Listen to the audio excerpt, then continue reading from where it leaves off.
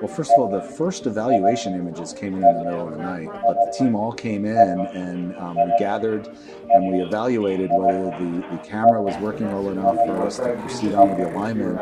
And as we analyzed those first, photons, if you will, the team was pretty positive that the camera was working properly and the instrument was working properly.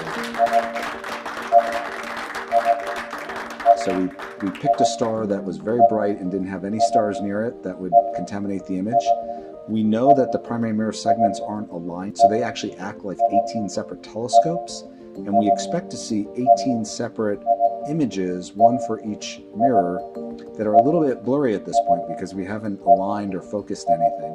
And so we pointed at a bright star and we made a mosaic. We actually took the near-infrared camera and we took images in different parts of the sky, and then we looked for the 18 spots from the 18 different telescopes, if you will, and we were very excited to find them. And the 18 spots were actually fairly close to each other, so really everything was very close to what was predicted. We've identified which of the 18 spots is which mirror. At this point, we even know which ones are from the wings, and it turns out one of the wings, you can actually see those 3 spots are a little farther over, and that's sort of what we expected.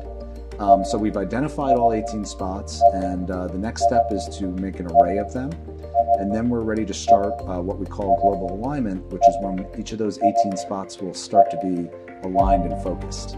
And that's sort of the last step before we take those 18 spots and put them on top of each other to start forming a single star going through the 18 separate telescopes. That's the work that will be starting soon. We also took a selfie of the primary mirror. We took an image of the primary mirror, and that helps us understand the alignment of the telescope, especially the primary mirror, to the camera itself and the instruments. There's actually a special lens in the near-infrared camera that you can put in, and it allows you to take a picture of the primary mirror itself.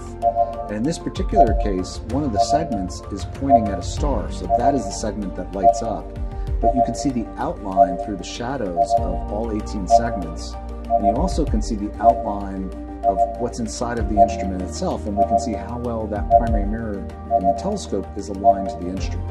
And that gives us some initial confidence that the alignment looks good, and that's a good starting point for doing the alignment of the telescope. We have now gotten some data looking through focus, and we've been able to see that we don't see any surprises in the shapes of the mirrors that we're looking at. So far so good, but we do have a long way to go.